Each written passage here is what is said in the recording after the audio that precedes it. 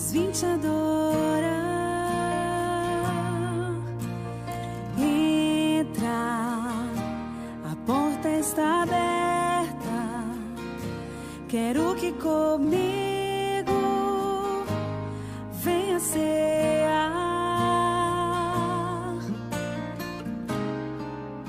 O Senhor esteja convosco. Ele está no meio de nós. Proclamação do Evangelho de Jesus Cristo, segundo Lucas. Glória a vós, Senhor.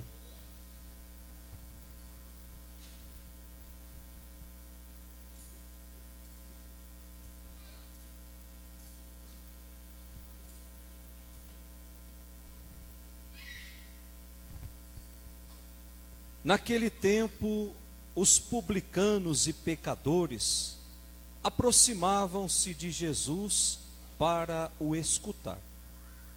Os fariseus, porém, e os mestres da lei criticavam Jesus. Este homem acolhe os pecadores e faz refeição com eles. Então Jesus contou-lhes esta história. Um homem tinha 2 filhos. O filho mais novo disse ao pai: Pai, dá-me a parte da herança que me cabe. E o pai dividiu os bens entre eles. Poucos dias depois, o filho mais novo juntou o que era seu e partiu para um lugar distante. E ali esbanjou tudo numa vida desenfreada. Quando tinha gasto tudo o que possuía, houve uma grande fome naquela região. E ele começou a passar necessidade. Então foi pedir trabalho a um homem do lugar, que o mandou para o seu campo cuidar dos porcos. O rapaz queria matar a fome com a comida que os porcos comiam, mas nem isso lhe davam. Então caiu em si e disse: Quantos empregados do meu pai têm pão com fartura, e eu aqui morrendo de fome? Vou-me embora, vou voltar para o meu pai e dizer-lhe: Pai, pequei contra Deus e contra ti, já não mereço ser chamado teu filho, trata-me como a um dos teus empregados. Então ele partiu e voltou para o seu pai. Quando ainda estava longe, o pai o avistou e sentiu compaixão. Correu-lhe ao encontro, abraçou-o e cobriu-o de beijos. O filho então disse-lhe: Pai, pequei contra Deus e contra ti, já não mereço ser chamado teu filho. Mas o pai disse aos empregados: Trazei depressa a melhor túnica para vestir meu filho, e ponde um anel no seu dedo e sandálias nos seus pés. Trazei o novilho gordo e matai-o. Vamos fazer um banquete. Porque esse meu filho estava morto e tornou a viver. Estava perdido e foi encontrado. E começaram a festa. O filho mais velho estava no campo. Ao voltar, já perto de casa, ouviu música e barulho de dança. Então chamou um dos criados e perguntou o que estava acontecendo. O criado respondeu: É teu irmão que voltou. Teu pai matou um novilho gordo, porque o recuperou com saúde. Mas ele ficou com raiva e não queria entrar. O pai, saindo, insistia com ele. Ele, porém, respondeu ao pai: Eu trabalho para ti há tantos anos, jamais desobedeci a qualquer ordem tua, e tu nunca me deste um cabrito para eu festejar com os meus amigos. Quando chega esse teu filho, que esbanjou teus bens com prostitutas, mataste para ele um novilho cevado. Então o pai lhe disse: Filho, tu estás sempre comigo, tudo que é meu é teu. Mas era preciso festejar e alegrar-nos, porque este teu irmão estava morto e tornou a viver. estava perdido e foi encontrado. Palavra da salvação. Glória a vós, Senhor. Que as palavras do Santo Evangelho perdoem os nossos pecados. Amém. Amém. Podemos sentar.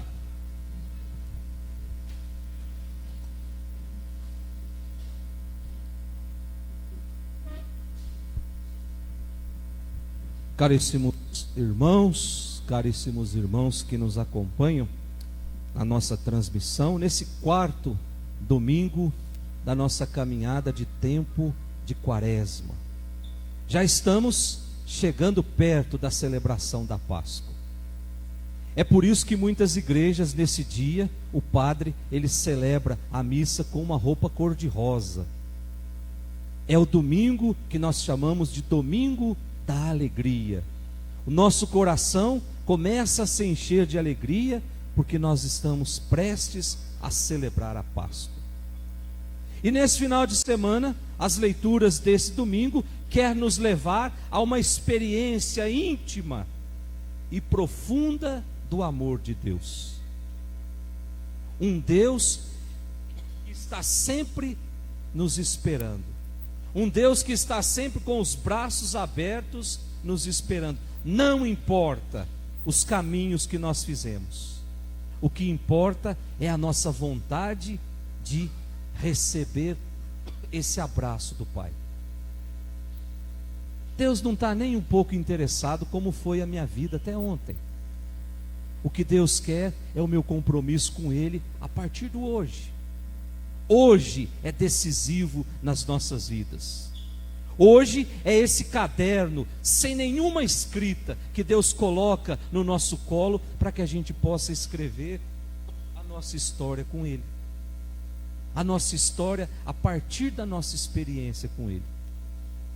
Então hoje somos convidados a mergulhar no mais profundo do amor de Deus. As leituras que nos foram propostas, e o Salmo já dá uma pista do que é esse amor de Deus. Qual foi o refrão do Salmo que nós acabamos de cantar? Provai e vede como o Senhor é bom, quão suave é o nosso Deus. Provar, experimentar, experimente como Deus é bom na nossa vida. A primeira leitura que nós ouvimos foi tirada lá do livro de Josué, o capítulo 5. Josué, a gente já conhece a história de Josué, né? Depois que Moisés morreu, Josué ficou responsável para conduzir o povo até a terra prometida. Moisés não conseguiu levar o povo, morreu no caminho. E aí Josué assume a condução do povo até a terra prometida. E chegando perto de tomar posse dessa terra, eles encontram lá uma cidade toda cercada de muralhas. Uma cidade que era praticamente impossível atravessar para se tomar posse da terra prometida. E essa cidade chamava Jericó. Então Deus pede que aquele grupo, junto com Josué, se colocasse em oração. E aí eles passam 7 dias cantando, rezando, louvando, e misteriosamente aquelas muralhas, elas caem. E aí eles passam por Jericó e tomam posse da terra prometida. O texto que nós lemos hoje, nessa primeira leitura, eles já estão lá na terra prometida e já celebram a Páscoa. A primeira Páscoa celebrada na terra prometida, que marca o início de uma nova etapa. Israel agora é povo de Deus. Israel agora está nas mãos de Deus. Israel agora está livre da escravidão do faraó. E aí o povo toma posse antecipadamente das promessas de Deus. Olha só que interessante, gente. Toma posse antecipadamente da promessa de Deus. Eles acreditam. O que é isso se não ter fé? A fé faz com que eu veja, faz com que eu enxergue aquilo que o mundo esconde. A fé faz com que eu enxergue aquilo que os outros ainda não estão vendo. Ter fé é enxergar o plano de Deus na minha vida primeiro do que o plano que o mundo traça para a minha vida. E aí São Paulo vai dizer assim, lá na carta aos Hebreus, que a fé, ela é o fundamento da esperança. A fé, ela é a âncora da alma. O que é uma âncora dentro de um navio, senão aquilo que quando você joga, ele faz com que mude de direção? A fé faz com que a direção em que eu estou vivendo, que não é uma direção boa, faz com que eu volte para a direção.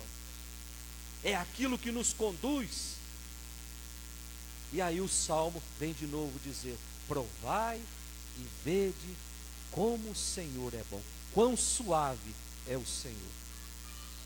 Meus irmãos, nós precisamos aprender a experimentar, a provar, a saborear esse Deus. E como é que eu experimento esse Deus? Como é que eu saboreio esse Deus? Se não na minha vida de comunidade. Como é que eu saboreio? Como é que o marido e a mulher saboreia esse Deus, se não lá dentro das suas casas? Quem não saboreia Deus na sua vida, nunca vai experimentar dos milagres que Ele tem guardado. Primeiro eu preciso experimentar Deus. E quando eu digo experimentar Deus, é experimentar do amor de Deus, é experimentar da misericórdia de Deus. Quanto mais eu experimento de Deus, mais eu tenho Deus para dar para o outro. Se eu não sou capaz de amar ainda, é porque eu não experimentei Deus na sua totalidade. Se eu ainda não sou capaz de perdoar uma ofensa cometida, é porque eu ainda não experimentei, eu ainda não saboreei Deus. Por isso, a insistência desse tempo da quaresma em tirar do nosso coração aquele desejo de vingança, aquela mágoa que está lá encardindo o nosso coração há tantos anos. Talvez por uma palavra que foi dita numa festa de família, eu fiquei profundamente magoado. E aí, ao invés de tirar aquilo do coração, vai cultivando aquela mágoa. E aquela mágoa se transforma em ódio, se transforma em rancor, depois se transforma numa doença física. Eu não consigo tirar essa mágoa, eu não consigo saborear Deus. Quem não saboreia Deus, não experimenta de milagre. Isso é fato. Depois da nossa segunda leitura, a carta de São Paulo aos Coríntios, capítulo 5, está escrito aí, 2 Coríntios, capítulo 5. Então já teve a primeira. São Paulo está escrevendo para a comunidade de Corinto pela segunda vez. Então vamos entender o que levou Paulo a escrever 2 vezes para essa comunidade. Essa segunda leitura foi escrita provavelmente lá pelo ano 60 depois de Cristo. E essa comunidade de Corinto estava vivendo uma verdadeira confusão entre os seus membros. Paulo precisou advertir publicamente alguns membros dessa comunidade, porque não estavam agindo de acordo com aquilo que foi anunciado. E aí nós sabemos que Paulo fez várias viagens missionárias. E quando Paulo saiu para fazer uma terceira viagem, saiu dessa comunidade de Corinto, aquelas pessoas que Paulo havia chamado a atenção, aproveitaram da ausência de Paulo e começou a difamá-lo dentro da comunidade. Olha só o inferno quando ele resolve jogar suas sementes no nosso meio. Bota no coração de pessoas a maldade, e aí na ausência de Paulo, começam a falar mal dele. E aí começam a acusar. Uns acusaram Paulo de anunciar o evangelho só por dinheiro. Outras de anunciar o evangelho por interesse pessoal, atrás de bens. E aí Paulo fica sabendo de tudo isso. Gente, naquele tempo não tinha como comunicar igual a gente comunica hoje. Não tinha lá o grupo de WhatsApp de São Paulo. Então alguém foi até Paulo e contou tudo isso para ele. E aí ele volta imediatamente para essa comunidade, e ali a confusão estava armada. A Sagrada Escritura não fala. Mas quem conhece a história de Paulo sabe que Paulo era do pavio curto. Eu acredito, isso eu estou imaginando, que nessa discussão houve até agressão física. Porque a comunidade ficou um pé de guerra. Ele chegou de volta e foi tirar satisfação, e aí se armou todo o circo. E aí Paulo é muito ofendido por essas pessoas, mesmo que presencialmente. E aí o que é que ele faz? Aqui eu não fico mais. Lá na outra paróquia onde eu trabalhava, tinha um senhor lá, que toda vez que a gente chamava a atenção dele, ele falava, aqui eu não piso mais. Domingo seguinte ele estava de volta. Mas só que com Paulo não foi assim. Paulo disse, eu vou embora e não volto mais aqui. E foi embora. E aí passou muito tempo, eu não sei exatamente quanto tempo, mas Paulo sentiu saudade de Corinto. E aí ele chamou um dos seus amigos, chamado Tito, e falou para Tito assim, olha, vai lá em Corinto e procura saber como é que andam as coisas lá. E aí Tito foi, e quando voltou, Tito disse, olha Paulo, eles estão querendo pedir perdão. Reconheceram que estavam errados. Eles querem a reconciliação. Eles querem fazer amizade de novo. E aí Paulo escreve essa segunda carta. E esse texto que nós lemos hoje. Mas se vocês prestarem atenção, ele pedindo para reconciliar com Cristo, quem está em Cristo é uma nova criatura, mas tem uma frase aqui que deve chamar a atenção de todos nós. Essa frase, se tivesse escrito em qualquer outro lugar que não fosse a Bíblia, o autor dessa frase seria excomungado da igreja. O autor dessa frase seria colocado fora da igreja. Que frase é essa? Versículo 21 da nossa segunda leitura. Aquele que não cometeu nenhum pecado, Deus o fez pecado por nós. Gente, isso é um absurdo. São Paulo está dizendo que Deus fez de Jesus pecado. Deus o fez pecado por nós. E aí ele continua, para que nele nós nos tornemos justiça de Deus. Mas esse mesmo São Paulo, lá adiante, vai dizer que ele carregou sobre si as nossas dores. Esse que Deus o fez pecado, não o fez pecador, o fez pecado. Carregou sobre si as nossas enfermidades, carregou sobre si as nossas dores. Então, analisando a vida de Cristo a partir disso que São Paulo está dizendo, carregou sobre si as nossas doenças. O que é que nos impede de dizer que hoje Jesus morreu de Covid, que Jesus morreu de câncer, carregou sobre si as nossas dores, as nossas enfermidades, os nossos pecados?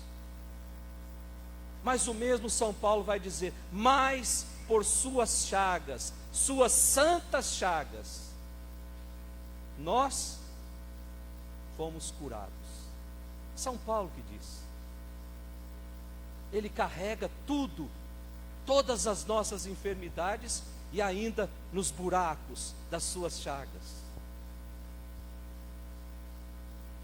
De lá sai a nossa cura.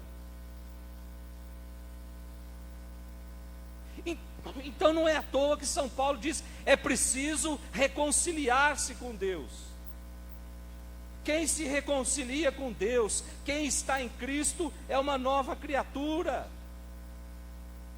Quem está em Cristo faz a experiência da vida nova, e essa vida nova nós encontramos na dinâmica desse evangelho de hoje. Eu não vou repetir a história que todo mundo escutou o padre lendo. O evangelho diz que o menino mais novo chega para o pai e fala, ó, dá a minha parte da herança que eu vou curtir a minha vida. E aí nós podemos nos perguntar, quando é que nós recebemos uma herança? Quando alguém morre? No coração desse menino, ele já tinha dito para o pai: olha, para mim o senhor já morreu, então me dá a parte que eu vou embora. E aí diz que o evangelho não relata o diálogo, mas o pai deve ter ficado muito triste, deve ter repartido lá aquilo que pertencia àquele menino, e o menino foi embora. E diz o evangelho que ele gastou tudo numa vida desenfreada, gastou tudo de uma forma desordenada. E quando não tinha mais nada, aí a fome chegou. E aí ele foi trabalhar dando comida para os porcos. E eu celebrei agora ali no Palmeiras, quando eu falei que ele dava comida para os porcos, todo mundo bateu palma. Mas é outra coisa, gente. Foi dar comida para os porcos, e ele queria matar a fome com a comida que os porcos comiam. O que porco come, se não resto de comida, se não lama? Mas nem isso sobrava, diz o evangelho. Nem isso ele conseguia. De repente ele disse: então eu vou voltar e vou pedir para o meu pai me tratar como empregado. Olha só o que é que o encardido é capaz de fazer na nossa vida. Tira a nossa dignidade, até mesmo dignidade de filho. O que é que fez com que esse menino voltasse para casa? Foi ele ter perdido tudo? Não, gente. Quantas pessoas perdem tudo na sua vida e não voltam para o abraço do pai? Foi ele ter ficado doente? Foi ele ter ficado deprimido? Não. Dê uma volta no centro da cidade, naquela região que nós conhecemos como Cracolândia, que mudou de lugar. Quantas pessoas ali já perderam tudo, até mesmo a dignidade, não se reconhecem mais como filhos de Deus, mas também não voltam. O que fez esse menino voltar para casa foi ele ter lembrado que o pai era um homem bom. Meu pai é bom, então eu vou pedir para ele me tratar como um dos seus empregados. E aí ele prepara o seu discurso e volta, e o pai não quer nem saber do seu discurso. O pai, diz o evangelho, que o pai o abraça, o cobre de beijos e chama todos os empregados e diz: vamos fazer um banquete. Ele está de volta. Meus irmãos, que esse evangelho de hoje nos ensine que o Pai sempre está nos esperando. Não importa os caminhos por onde eu andei, Deus está sempre com os braços abertos. E a partir do momento que eu decido voltar, ali já começa a minha cura. O momento em que eu me decido por Deus. Peçamos que Deus nos conceda essa graça nessa Eucaristia que nós estamos celebrando. Louvado seja nosso Senhor Jesus Cristo.